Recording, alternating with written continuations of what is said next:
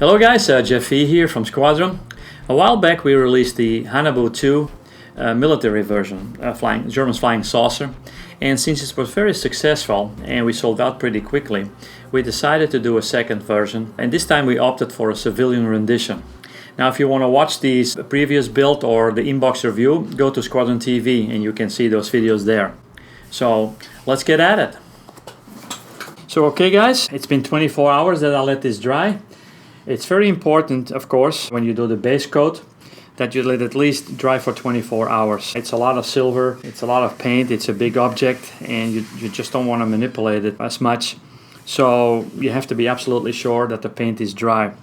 Now we're going to start the masking process. We're going to break the monotony of the silver by doing this by masking several little panel lines and applying a different coat of silver or a different tint of metallic. It becomes a little bit of a pattern, and that also comes closer to reality. You don't want to keep this like a uniform color, you just want to break it up and create some different shades of paneling.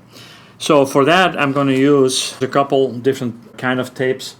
For ones I'm going to use this masking tape from Tamiya, and it's especially designed for curves. This is the 12mm, but they have it in 6mm and smaller, so I had this on my workbench here, so I'm going to use that. But again, there are different sizes, and since it's somewhat flexible, it's easier to probably manipulate the tape in place. Also then I'm going to use the other one, which is the regular Tamiya masking tape. You can also use like the Home Depot tape, the 3M painter's tape, although you have to be careful because that might be a little bit more stickier, and then there is always the risk that when you peel it off that some of the paint can come off. But for this I'm going to use the 18mm because that will also allow me, once it's taped over on the edges, I can cover some more and I don't have any overspray. That is basically it. Choosing the panels, that's up to your perception. If you think that some panels you like to see more accentuated than is on the instruction sheet, than is showed on the instruction sheet, that is fine. You still have to remember this is somewhat fictional, the whole Hannebu story. There is no painter's guideline of this, so whatever you think looks great and you think that's the way you want to go, just do it. I'm just going to randomly pick some panels and we'll see how it goes. So first I'm going to pick out some panels. I'm going to start here and then randomly pick out a panel. Now remember, according to the instruction sheets in the box art, and that's what I'm going to do, is there's going to be a red band all around it. That will bring some nice color into the equation. So you best try to avoid one of these panels here if you want to go that route. If you want to do this band of any color, I'm going to use red, but you can do blue, green, whatever you would like. Make sure that you don't tape off one of those if you decide later on to mask that for the red paint. So let's start out with the straight panels. And it really doesn't matter, just pick a random spot. Also I would advise not to really press the tape. Just lay it on there, just gentle go over it, and that should be fine. As long as you keep your airbrush in a straight down angle. There should not be overspray or underspray, and even if that happens, it's no big deal. Eventually with the weathering it will all blend together. For these sections here, the top and the bottom, since the whole saucer is curved, I'm going to use the flexible tape. You can do a couple, and then once you do these, like you do 2 or 3 sections, you can always reuse the tape again and do some other sections. So that's what I'm going to do. I'm going to mask off a few and then use the same tape over again in other spots.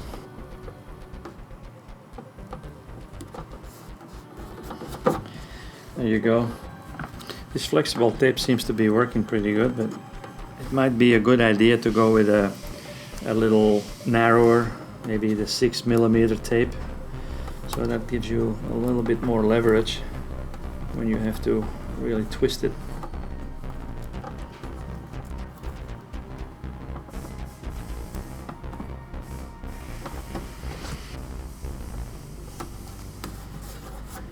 Yeah, I'll do one more, and then I'm going to reuse all these pieces to do the rest.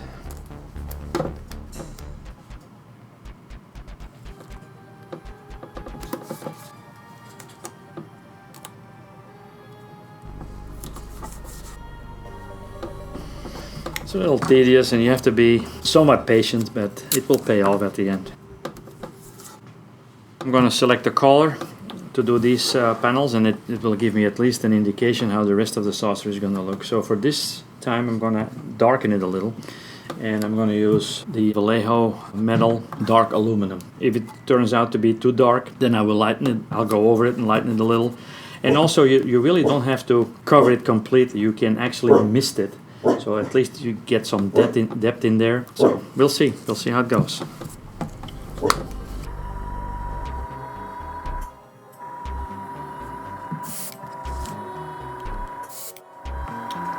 So I'm going to put it on a fine opening, then I regulate the needle so it doesn't have a big spray. So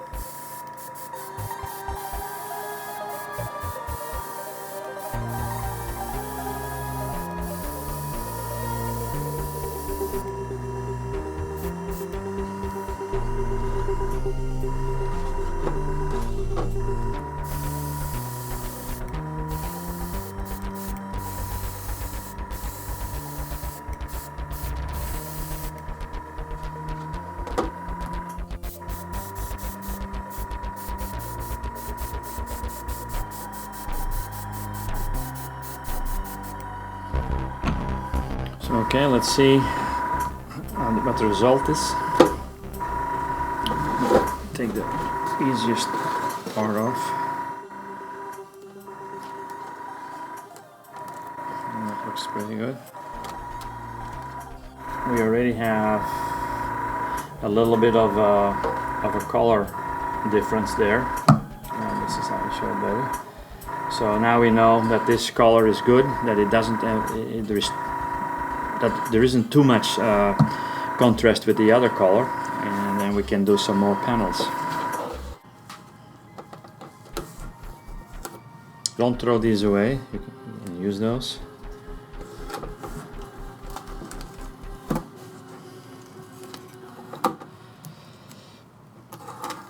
And this is what I wanted to point out too. As you can see, I got a little excited here when I opened the needle a little bit more, and then all of a sudden I got like a splash. And the paint itself, the Vallejo acrylic metal, doesn't need to be diluted, so it's already very thin. So be very careful that you just try to put a mist out there and not concentrate on one particular spot, because you can get a splash real quick. No big deal again, because eventually it will go away with the weathering, but I just wanted to give you a heads up that that color Vallejo metallics are very, very liquid. It's also good to have tweezers close by, so you can easily get underneath the tape, lift it up, and then gently pull it away. See, you can already tell we're gonna do it all over. We're also gonna incorporate some other colors. For now, I'm gonna stick with the dark aluminum.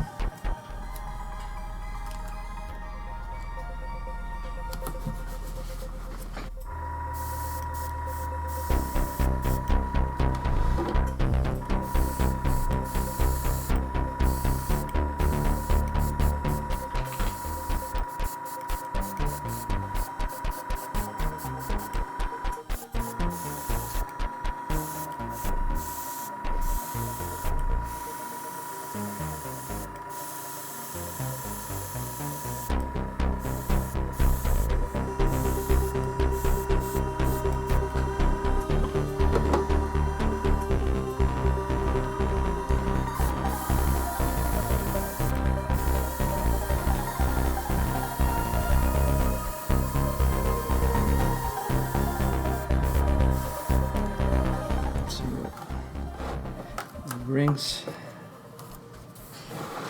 So you see it's already getting a little more and more impressive. So when we come back, I'm gonna do some more in the meantime. It's basically the same process. I'm gonna add some different colors. I will mention that when I come back. For now, I'm just gonna do the whole thing the same way like I just showed you, and then we'll move on to the next step, which is painting the red band around it. Alright, as you can see, I have all the desired panels taped off and airbrushed with a little different shade of silver. As you can tell, what I used was the dark aluminum and the dull aluminum. Those two colors I used, and I think that will do the trick. I mean, I didn't go overboard with it, but I just created enough variation of paneling that it gave the desired effect. What I'm going to do now, as you can see here, I already taped this off just for time-saving measure. I'm going to do this white. I'm going to make basically 3/4 of a circle of a black and white trimming, just to give it this extra space kind of a mystique. On the instruction sheet it will say that you do other kind of panels black and white, but I prefer to do this because they're all evenly divided. I went with this scheme. Again, what you really want to get out of it, the way you see it, you can paint this saucer in many shades and colors. I'm just going to try something. I think it's going to look cool when it's done, so I'm going to shy away a little bit from the instruction sheet. Let's see how this plays out. So the first thing I'm going to do is I'm going to airbrush white. I'm going to start with a lighter color, and then later every other panel is going to be black. For this I used model color, Vallejo model color off-white. So it's 70-80-20 off-white. You can use any white, whatever you have laying around. You don't have to really buy a specific color. If you have some Vallejo laying around or some other color, it's just to make this little trim here. For this purpose, again, I used the Vallejo off-white. I already pre-mixed it here because you have to thin it a little bit. And the way I thin color is I do 2 parts of paint and 3 parts of thinner. To me that is the best combination. Okay, so now very gently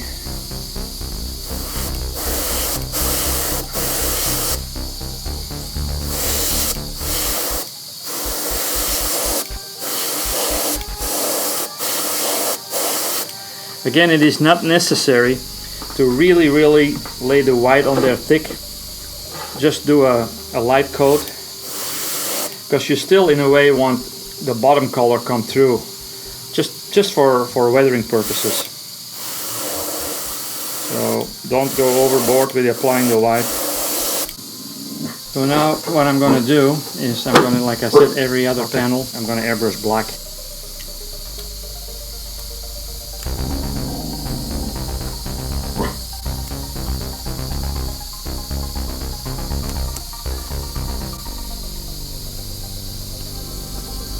So for the black, I'm just going to use the surface primer, since I have this also sitting on my bench. Mix a little bit in a cup, not too much.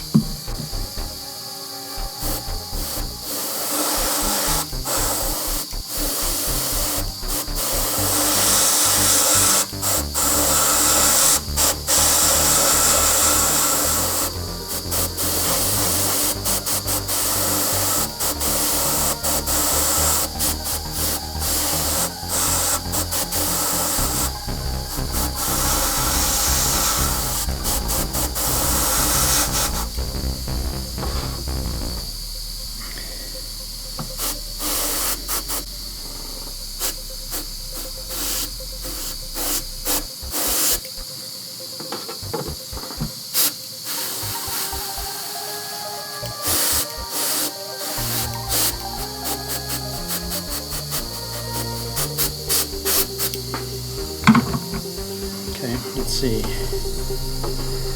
how that went.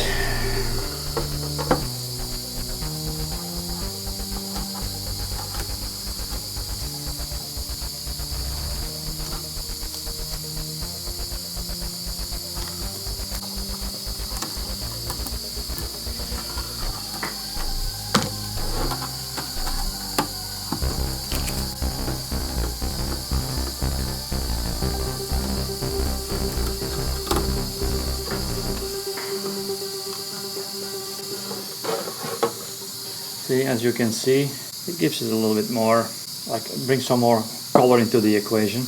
In the back here, I'm going to do this panel blackened with yellow stripes. I think it's probably right there in the middle to give it some extra dimension. Again, this is not necessary, but I just want to bring a little bit more color into the whole disc to break the monotony. Just do this panel here.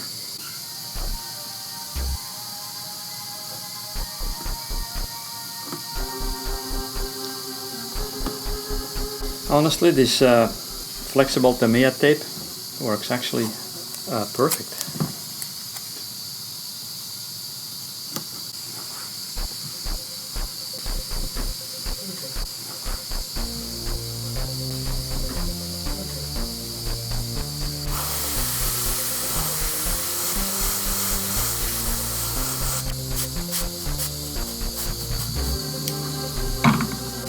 I'm going to cut a strip here, and then I'm going to cut it in small strips so I can make small diagonals and then paint it yellow.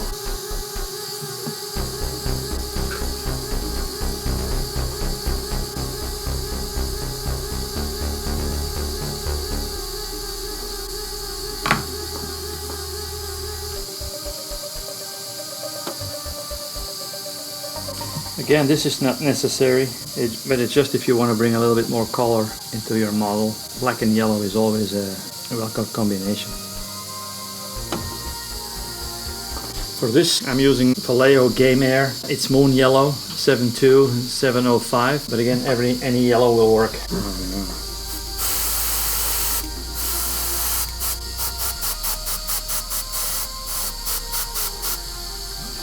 I might have made my color a little bit too diluted, the yellow, so I might have some runs here. I don't know, we'll see when we pull the tape off. I might have to correct that again with some black. Yellow and red, those are two colors that they don't really paint all that well. I don't know what it is, but I always seem to have a little bit of a problem with it.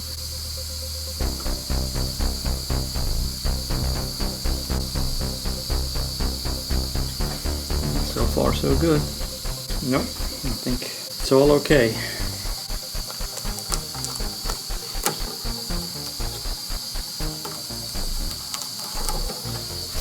When you take the whole platform into consideration, the yellow and the black and the white and the black, it helps a lot. So now the last thing to do before we can start the weathering process is to create like a red band all around, and that really will bring the Hannebu. It really will make it stand out.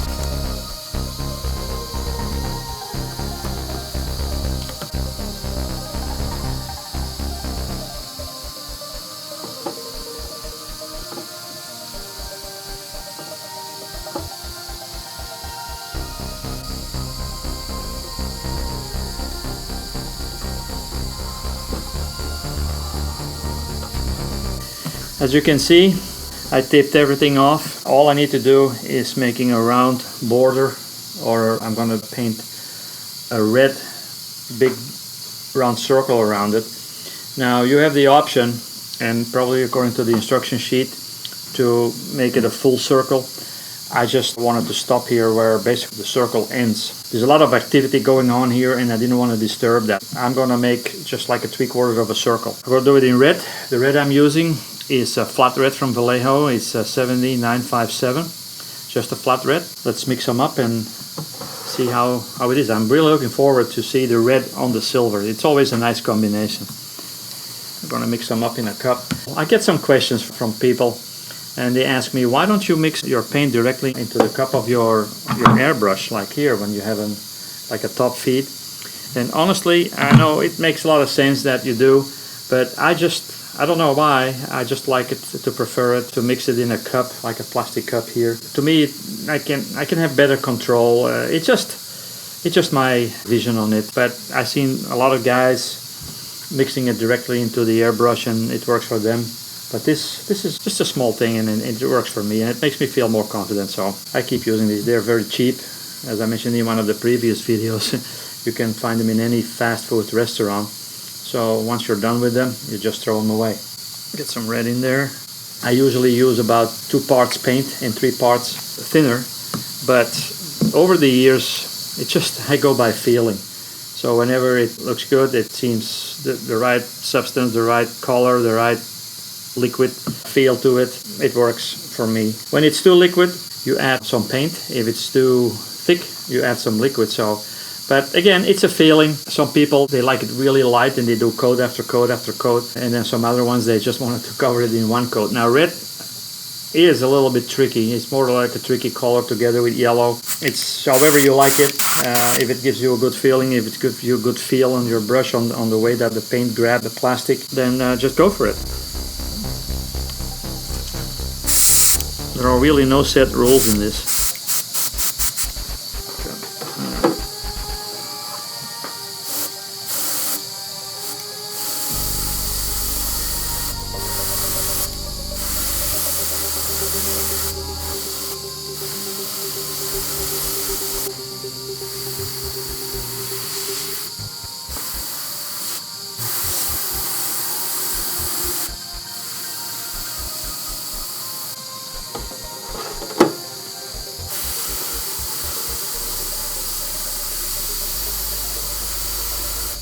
Alright, let's see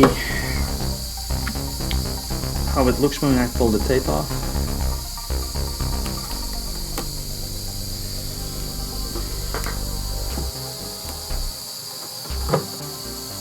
Got a little of overspray here, but I can fix that later.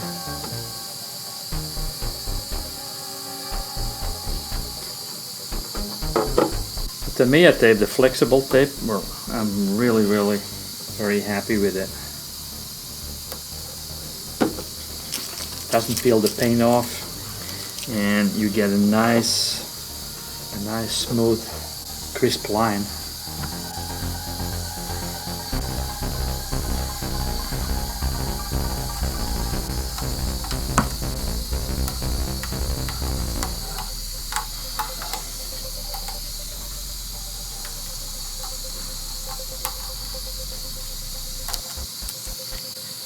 If you have a little overspray, you can easily get that off with like 4/1000ths of a sandpaper. There's even more, maybe 12/1000ths. And if you have a little mist or a little, don't really be worried about it. I'm really looking forward to the complete weathering of this and adding the decals and putting it on its feet. But for now, this is as much as I can do before I start to run into problems. So we're going to let everything dry out for at least 24 hours, and then we're going to start with the weathering. Again, if you have a couple blemishes over there, don't worry about it. Once you weather it, once you pre-shade with the oils, and I will explain that in the next session, it's all going to look fine. I got some tricks up my sleeve that really will bring the metal all the way that it stands out. So this is all I wanted to do now. I'm going to let it dry out for at least 24 hours. We got all the colors we wanted. We got all the pre-shading. We got all the panels taped off that we wanted to tape off. We got the red circle around it. If there is a couple blemishes here and there, that will all go away. It will all blend in together when we do the pre-shading at a later stage, which is probably in 24 hours. For now, this is all I can do. I think we did a lot. Looks fine. It's the result I wanted, so I'm just going to leave it at that. As you can see, everything is painted up. Usually after this step, you have to apply the decals and then put a clear coat over it and then start doing everything else. When I'm doing this, decals are still in print. I don't have them yet, so that's going to be for another chapter. Meanwhile, tomorrow when we come back, we're gonna pre-shade with oils. For now, that's it. Jef V here, signing off. If you like what we have to say and you want to see more of this, please subscribe to Squadron TV or make your friends subscribe, or even your puppy. You can also follow us on Twitter and like us on Facebook.